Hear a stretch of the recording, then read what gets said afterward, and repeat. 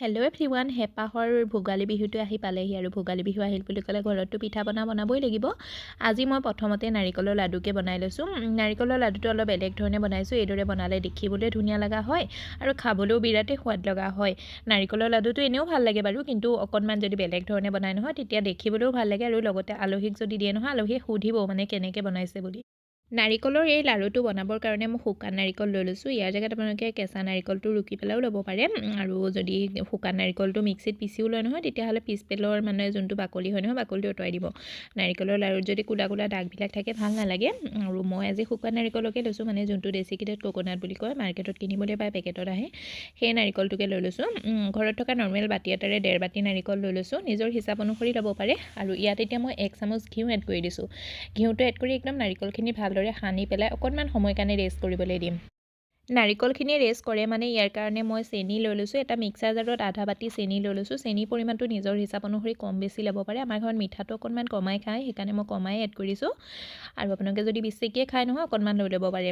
লগতে 10-12টামান কাজু এড কৰি দিছোঁ, 4টা সৰু ইলাইচি এড কৰি দিছোঁ। আৰু এতিয়া মই এইখিনি একদম মিহিনকৈ পিচি লৈছোঁ। ইয়াত এতিয়া ধুনীয়াকৈ পাউডাৰ কৰি লৈছোঁ। আৰু যদি আপোনালোকে ইয়াত কাজুটো স্কিপ কৰিব বিচাৰে নহয় স্কিপো কৰিব পাৰে, কিন্তু দিলে ভাল লাগে। ইয়াৰ মানে ফ্লেভাৰটো বহুত বেছিয়ে ভাল হয়। আৰু এতিয়া মোৰ নাৰিকলখিনিও ৰেষ্ট কৰি ল'লে গেছৰ ওপৰত উঠাই দিলোঁ, আৰু একেবাৰে ল' ফ্লেমত নাৰিকলখিনি মই অকণমান সময়ৰ কাৰণে ভাজি ল'ম। বহুত বেছি ভাজি থাকিব নালাগে, অকণমান সময়ৰ কাৰণে ভাজি ল'লেই হৈ গ'ল।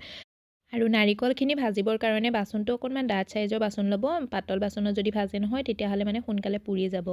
আৰু ইয়াত মোৰ নাৰিকলখিনি ভাজা হৈ গ'ল। 2 মিনিটমানত নাৰিকলখিনি ধুনীয়াকৈ ভাজা হৈ গ'ল। নাৰিকল যেতিয়া ভাজা হৈ যায় নহয় ধুনীয়া এটা গোন্ধ ওলাই যায়, লগতে নাৰিকলৰ কালাৰটো অকণমান সলনি হৈ যায়।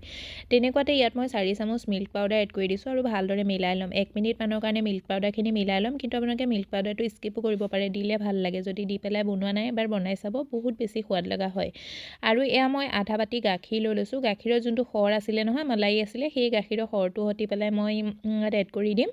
আৰু 1 চামুচমান গাখীৰ মই ছাইড কৰি থৈ দিছোঁ, আমি পিছত ব্যৱহাৰ কৰিম। আৰু এতিয়া মই ভালদৰে এইখিনি মিলাই ল'ম। গাখীৰ এড কৰি পেলাই ল' ফ্লেমতে মই অকণমান সময়ৰ কাৰণে মিলাই ল'ম, যেতিয়ালৈকে মানে গাখীৰখিনি ধুনীয়াকৈ নাৰিকলখিনিৰ লগত শুহি নাযায়।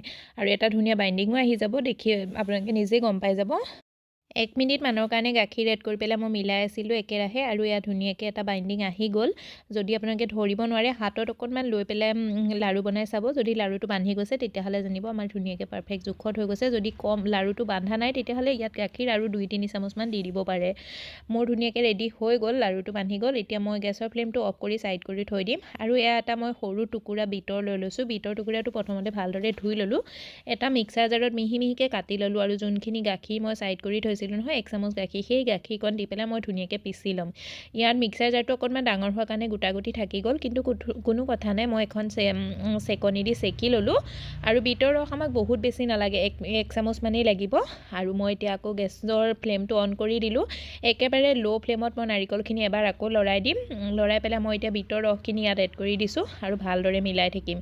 একেৰাহে মিলাই থাকিম বিটৰ ৰস এড কৰি পেলাই। বিটৰ ইয়াত কোনো ফ্লেভাৰ নাহে, মানে ৰসটো দি দিলে কালাৰটো ভাল লাগে। আৰু বহুত বেছিকৈ যদি দি দিয়ে নহয় ইয়াৰ কালাৰটো বহুত বেছি ডাঠ হৈ যাব। মানে 1 চামুচমান বিটৰ ৰস দিলে ধুনীয়াকৈ মিলি যায়, অকণমান মানে গুলপীয়া কালাৰৰ নিচিনা হৈ যায়। সদায়তো এটা ষ্টাইলত বনাই থকা হয় বগা লাড়ুটো, কিন্তু কেতিয়াবা যদি এনেদৰে অকণমান কালাৰিং হিচাপত বনাই নহয়, ইয়াত কোনো আমি আৰ্টিফিচিয়েল কালাৰো ব্যৱহাৰ কৰা নাই, মানে হেল্থি কালাৰেই হয়, ঘৰুৱা কালাৰ হয়। যদি বনাই নহয় দেখিবলৈও ভাল লাগে, আৰু লগতে যদি আলহীক দিয়ে নহয় আলহীয়ে সুধিব মানে কেনেকৈ বনাইছে। খাবলৈতো সোৱাদ একেটাই থাকিব, আৰু মানে নৰ্মেল যোনটো সোৱাদ হয় নহয় তাতকৈ বেছি ভাল লগা হয়। ইয়াত যদি মিল্ক পাউডাৰ আৰু কাজু বাদাম দি দিয়ে, কাজু বাদামৰ জেগাত আপোনালোকে নৰ্মেল বাদামটোও দিব পাৰে বা মুংফলিটোও দিব পাৰে।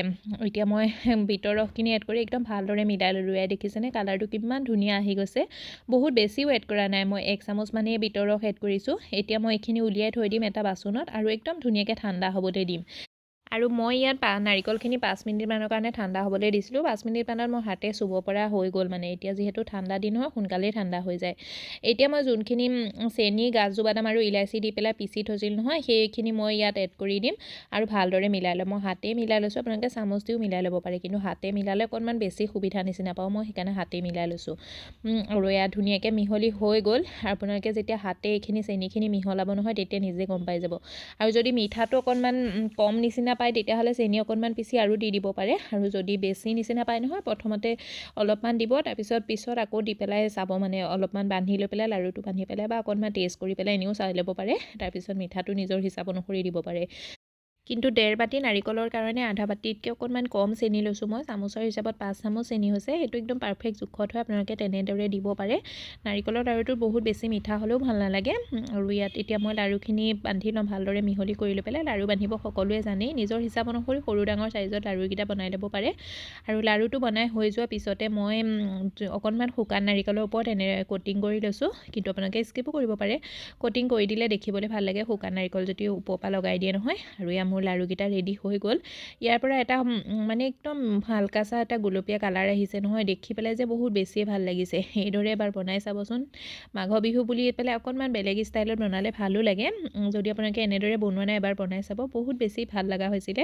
আৰু ৰেচিপিটো কেনেকুৱা লাগিছে যদি ভাল লাগিছে পেজটো ফ'ল' কৰি দিব লাইক কৰি দিব আৰু এটা ধুনীয়া কমেণ্ট কৰিবলৈ নাপাহৰিব লগতে শ্বেয়াৰ কৰি দিব 1.5 বাটি নাৰিকলৰ পৰা মোৰ কমেও 25টামান লাড়ু হৈছিলে বিহু ওচৰততো আকৌ বনাবই লাগিব এই লাড়ুকেইটাটো মোৰ এদিনতে শেষ হৈ যাব কিন্তু বিহু ওচৰত মানে বহুত বেছি কাম থাকে কাৰণে মানে ভিডিঅ' কৰিবলৈ সময় নহয় সেইকাৰণে আগতীয়াকৈ আপোনালোকৰ আগত শ্বেয়াৰ কৰি দিছোঁ আপোনালোকেও বনাব পাৰিব আৰু এটা লাড়ু ভাঙি দেখাই দিছোঁ ভাঙোতে দেখিছে ভিতৰলৈকে কিমান ধুনীয়াকৈ গুলপীয়া কালাৰ হৈ গৈছে আৰু কিমান কোমল এবাৰ জৰুৰ ট্ৰাই কৰি চাব বিহু বুলি